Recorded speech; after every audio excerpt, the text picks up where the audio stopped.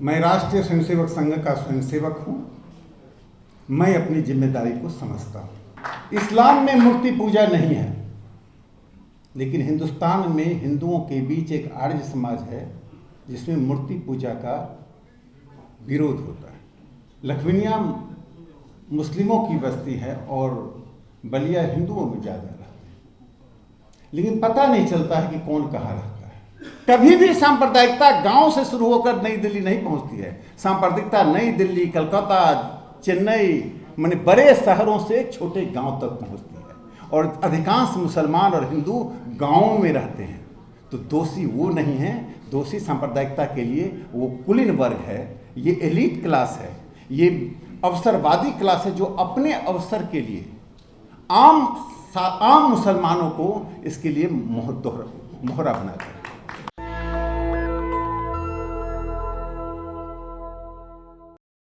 TV channel पर तो मेरा एक व्यवसाय बन गया था 4 बजे से लेकर 11 बजे तक बैठने का। आया कि आज डिबेट मैं आपसे शुरू करूँगा। मैं दिल्ली विश्वविद्यालय की रतन टाटा लाइब्रेरी में पढ़ता था, वहीं बैठा हुआ था। मैं खुश हुआ कि डिबेट जब शुरू होता है थोड़ी महत्व मिलती है। फिर जिसने कहा डिबेट शुरू करूँगा, एक राष्ट्रीय चैनल था, मैं नाम बताना अनुचित है, वो कुछ पॉज लिया, कुछ बोलना चाहता था लेकिन बोल नहीं पाया। आधे घंटे बाद फिर फोन आया कि सर डिबेट आपसे ही शुरू होगी। मैं कहा तो आपने बता ही दिया। आधे घंटे बाद फिर फोन आया। मैं कहा देखिए मैं लाइब्रेरी के अंदर हूँ और बार बार आप कह रहे हैं कुछ बात है क्या। कहा सर एक बात आपसे बतानी थी। डिबेट में जो एक मेरे मित्र अंसार रजा जी आते थे,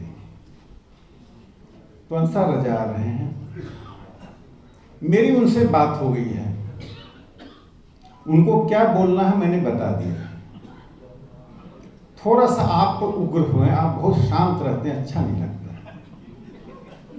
तो मैं कहा कुछ बता तो दीजिए, तो मैं ऐसा बोलता दिखाऊंगा। तो कुछ अभद्र बर्बरतापूर्ण शब्द उन्होंने मुझे कहा बोलने के लिए, दाढ़ी के ऊपर, टोपी के ऊपर। मैं कहा बहुत अच्छा, मैं जरूर बोलूँगा, कुछ और है तो बता दीजिए। फिर आधे घंटे बाद मैंने उसको फ़ोन किया कि ये काफ़ी नहीं है, कुछ और बताइए। कहा सर अब आप जो बोलना है बोल दीजिए, आप दोनों झगड़ा करेंगे, मैं बीच बचाव करूँगा, फिर डिबेट हिट जाएगी, आप भी ट्रेंड करेंगे ट्विटर पर, मैं भी करूँगा। हो गया। फिर उस चैनल की गाड़ी आई, उसका फ़ोन आया कि सर आपसे डिबेट शुरू होना है, नोएडा आने में शाम को दिक्कत होती है, आप जल्दी चले। मैं कहा मैं नोएडा नहीं आ पाऊँगा, मुझे मुंबई जाना है, कोई अचानक काम आ गया है। कहा सर अचानक क्या होगा, डिबेट आपसे शुरू करना, मैंने किसी से बात भी नहीं किया है, अब मैं किसको बुलाऊँगा। मैं कहा कुछ बहुत ज़रूरत काम आ गया है। कहा क्या बताएं सर, कुछ खास बात है क्या। मैंने कहा आपने जो मुझे निर्देश दिया उसका मैं वॉशरूम में जाकर कई बार रिहर्सल किया और अपनी सूरत देखता रहा। फिर मैं देखा मेरी लंबाई भी अच्छी है, देखने में भी बुरा नहीं हूं, तो मैं क्यों नहीं मुंबई जाकर ही एक्टिंग कर लेता हूं।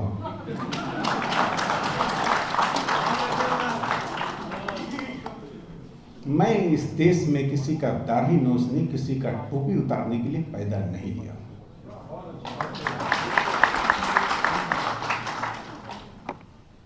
जो लोग उतारेंगे उनसे मैं लड़ने के लिए पैदा लिया हूं।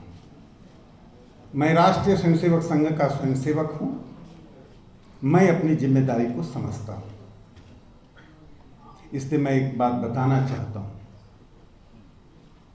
हम किसी परिवार के सदस्य होते हैं, किसी स्कूल कॉलेज के छात्र होते हैं, किसी के दोस्त होते हैं, किसी समुदाय के होते हैं, लेकिन उसके बावजूद भी हम स्वयं में एक व्यक्ति होते हैं। मैंने उस वक्त अपनी जिम्मेदारी समझी और हल्की लोकप्रियता से बचते हुए मैंने उस दिन से कम उस चैनल पर मैं ये घटना 2016 की है, 25 हो गए, 9 साल में उस चैनल मुझे नहीं बुलाया। अब बात रही मुझे एक बात अच्छा नहीं लगा, जब ख्वाजा साहब बोल रहे थे तो बहुत धैर्य के साथ सुना, लेकिन अंत में कुछ लोगों का धैर्य टूटने लगा। यदि इतनी जल्दी आपको धैर्य टूट जाएगी तो फिर आपको हिंदुस्तानी कहलाने का अधिकार नहीं है। इस्लाम में मूर्ति पूजा नहीं है, लेकिन हिंदुस्तान में हिंदुओं के बीच एक आर्य समाज है जिसमें मूर्ति पूजा का विरोध होता है। और 17 नवंबर 1869 को काशी में, जिसमें हर चौक चौराहे पर मंदिर है, अनंत मूर्तियां हैं, वहां पर स्वामी दयानंद सरस्वती 300 पंडितों के साथ मूर्ति पूजा के विरोध में तर्क तथ्य के साथ बहस कर रहे थे। 50,000 की भीड़ थी। काशी का राजा उसकी अध्यक्षता कर रहा था। न किसी ने किसी पर पत्थर फेंका, न किसी ने फूल बरसाए। दोनों में विवाद चलता रहा। विवाद के साथ हिंदुस्तान का संवाद चलता रहा। ये है हिंदुस्तान। इसलिए ख्वाजा साहब जब बोल रहे थे, धैर्य से सुनिए। जिन लोगों को उससे आपत्ति हुई उनको अपने ऊपर सोचना चाहिए कि हम में धैर्य की क्षमता क्यों नहीं। एकरा जी बहुत अच्छी पार्लियामेंट्रियन होंगी। आज जैसा उन्होंने भाषण दिया मुझे बहुत प्रभावित किया। उन्होंने जो बात कही उसको मैं यथार्थ में बताना चाहता हूं। मैं बिहार के बेगूसराय से हूं और बेगूसराय कॉन्स्टिट्यूंसी को आप अच्छी तरह भलीभांति जानते हैं कई कारणों से। राज्यसभा में जाने के पहले की बात है, टेलीविजन चैनल पर आने के कारण लोग सूरत देखकर पहचानने लगते हैं। मैं जब गांव जाता हूं तो एक लखमीनिया का बाजार है, उसमें 2 हिस्से हैं, बलिया और लखमीनिया। लखमीनिया मुस्लिमों की बस्ती है और बलिया हिंदुओं में ज़्यादा रहते हैं, लेकिन पता नहीं चलता है कि कौन कहाँ रहता है। जब तक हम जानेंगे नहीं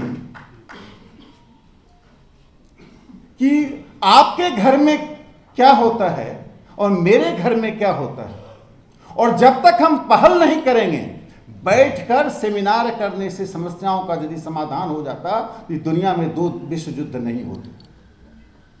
जितने खर्च शांति के ऊपर समय हुआ, पैसा हुआ, ऊर्जा हुई, उसके बाद भी अशांति फैली हुई है। कदम बढ़ाना पड़ता है। मैं एक और दूसरी घटना का जिक्र करना चाहता हूं।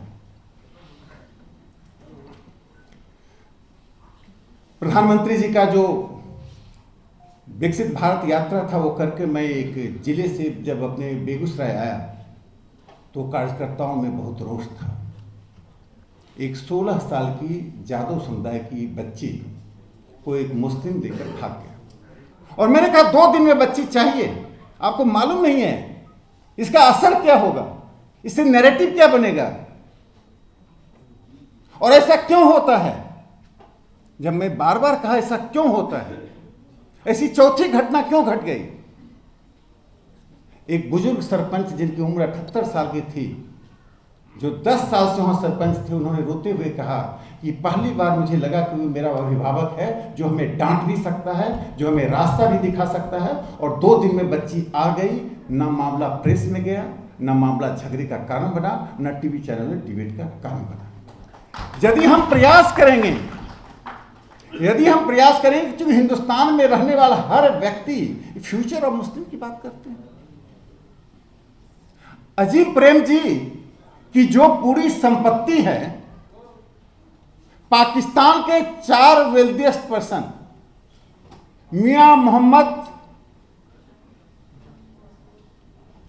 मासा $5 बिलियन, अनवर परवेज $3.1 बिलियन, उनके बाद जो 4 हैं वो बिलियन से मिलियन पर आ गए। सात को मिलाकर हम जितनी संपत्ति है उससे अधिक संपत्ति हमारे अजीम प्रेम जी के साथ है। मैं उन्हें मुसलमान नहीं, सच्चा हिंदुस्तानी उद्योगपति मानता हूं। हरा मैं नहीं जानता था मेट्रो जूता मैं खरीदता हूं। मैं इस सेमिनार के कारण में ढूंढा। 26,000 करोड़ की मालकिन है, वेल्थेस्ट मुस्लिम वोमेन। मेट्रो शूज उन्हीं का है। पूरा जो हमारी सभ्यताई पक्ष है उपनिषद में है, उसमें नेति नेति है। उपनिषद का एसेंस ऑफ हिंदुइज्म इज नेति नेति। दो शब्द को हटा दीजिए, भारत समाप्त हो जाएगा, हिंदुत्व समाप्त हो जाएगा। नेति नेति का मतलब होता है यह भी नहीं वह भी नहीं, this is not that is not.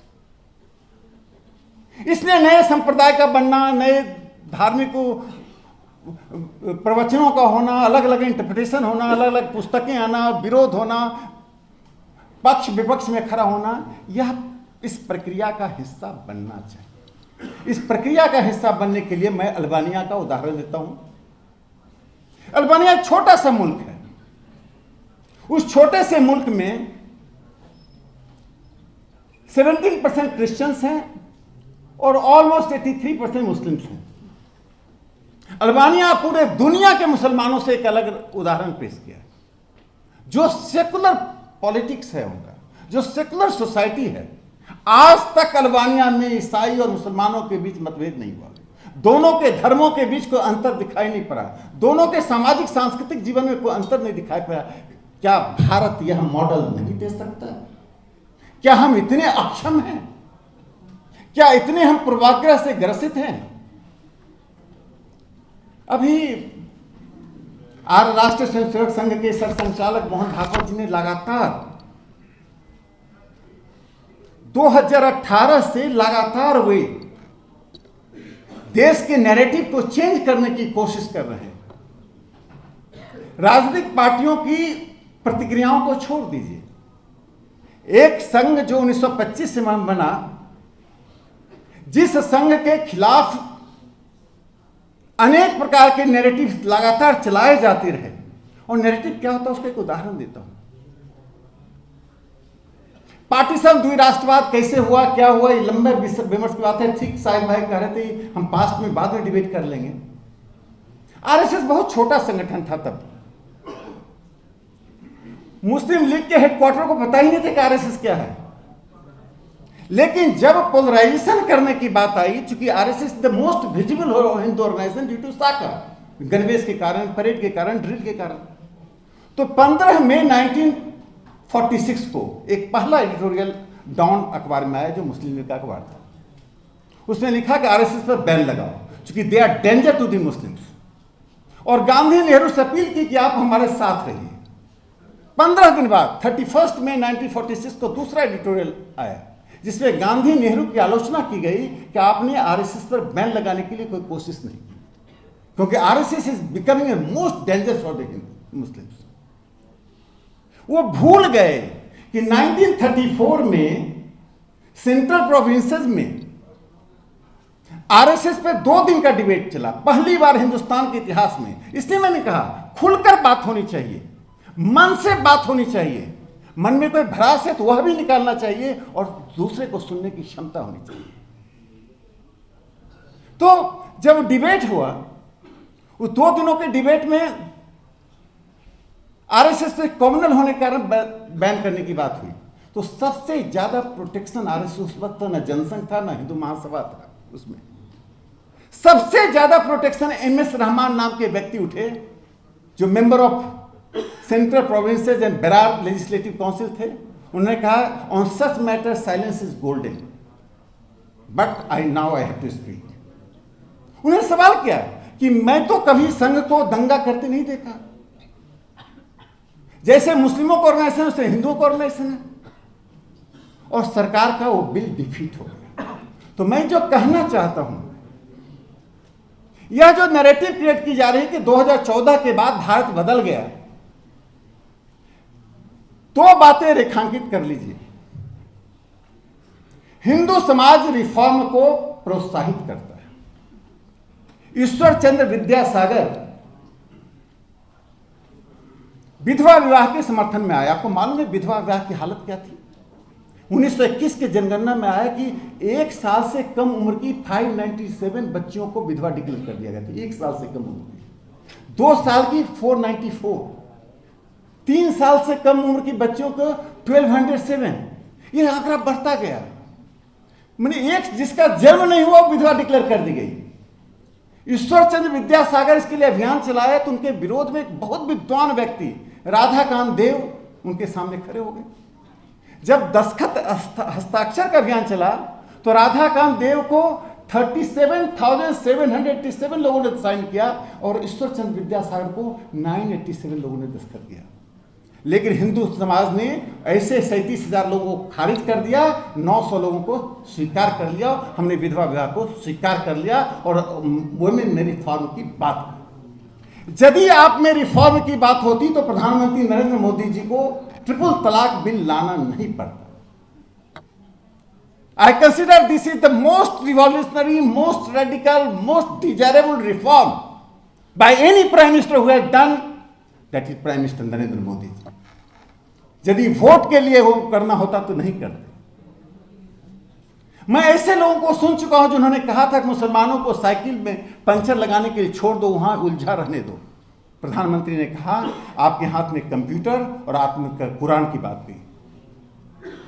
UPSC का एग्जाम, ए फैजी साहब, अब हमारी बात मत मानिए, ट्रिपल ए फैजी, ए फैजी साहब थे। मोइन शकीर थे, पॉलिटिकल साइंटिस्ट थे। ये ए फैजी साहब को तो मान लीजिए, क्यों फैजी साहब पॉइंट ऑफ रेफरेंस नहीं होते हैं? और तजामुल हुसैन साहब, तजामुल हुसैन बिहार के पटना सिटी से थे। संविधान सभा में उन्होंने क्या कहा? The term and concept of minority is a British term, Britishers have gone with this term and concept has gone. Please throw this term from the dictionary. इस शब्द को अपने शब्दकोश से फेंक दीजिए। Because I worship the same God with different name, that does not make me a minority. We are one. Doctor SC. Mukherjee थे, आस्था से ईसाई थे, प्रैक्टिसिंग मुस्लिम थे, vice chairman of constituent assembly. उन्होंने क्या कहा? If we want to make one nation, one people, we cannot dare to accept any community on the basis of religion as a majority and minority. इसलिए मैंने कहा कि हिंदुस्तान में हम सबको एक साझा प्रयास करना चाहिए और साझा प्रयास में सामाजिक सुधार भी आता है। और कितना हम एक दूसरे से मिलते हैं। जो Muslim middle class is betraying the Muslim community, मैं इतना कहूँगा। जो मुस्लिम मिडिल क्लास को मध्यम वर्ग को भूमिका निभानी चाहिए थी, वो मध्यम वर्ग भूमिका नहीं निभा रहा। मुस्लिम, ये पूरी लड़ाई सांप्रदायिकता की लड़ाई को मैंने देखा, ये कुलीनों को अवसर की लड़ाई है। Communalism travels from metropolitan cities to be great city then the villages. कभी भी सांप्रदायिकता गांव से शुरू होकर नई दिल्ली नहीं पहुंचती है। सांप्रदायिकता नई दिल्ली, कलकत्ता, चेन्नई, माने बड़े शहरों से छोटे गांव तक पहुंचती है। और अधिकांश मुसलमान और हिंदू गांवों में रहते हैं। तो दोषी वो नहीं है, दोषी सांप्रदायिकता के लिए वो कुलीन वर्ग है, ये एलीट क्लास है, ये अवसरवादी क्लास है जो अपने अवसर के लिए आम मुसलमानों को इसके लिए मोहरा बनाता है। नैरेटिव बनाकर काल्पनिक शत्रु पैदा करके हमें लड़ाते रहेंगे, हम लड़ते रहेंगे। और जो बात आपने कही, 75 साल से जो समस्या के लिए आप लड़ रहे हैं, वो समस्या वैसी बनी रहती है। समस्याओं को खड़ा करने की आवश्यकता नहीं है, समस्याओं को समाधान करने की आवश्यकता है। इसलिए एक दूसरे से मिलें, जुलें, बातें करें। और जो प्रधानमंत्री नरेंद्र मोदी जी के जो मैंडेट को जो रिजेक्ट करते हैं, क्यों आरएसएस के से मैंडेट रिजेक्ट करते हैं, मैं आपको बता देना चाहता हूं कि 31% टॉयलेट्स गए हैं मुसलमानों के पास। 80 करोड़ लोगों को चावल और गेहूं मिल रहा है। सच्चर कमेटी ने कहा सबसे गरीब मुसलमान हैं, तो जाहिर है 80 करोड़ में सबसे ज्यादा मुसलमानों के घर में चावल गेहूं चाहिए। नेशनल दस्तक की आपसे गुजारिश है कि अगर इसको बचाना चाहते हैं तो नेशनल दस्तक को सब्सक्राइब करने के लिए रेड कलर के सब्सक्राइब बटन को दबाएं, फिर बेल आइकन की घंटी दबाएं। नेशनल दस्तक को बचाने के लिए बहुत जरूरी है कि हर खबर को शेयर करें, लाइक करें, कमेंट जरूर करें।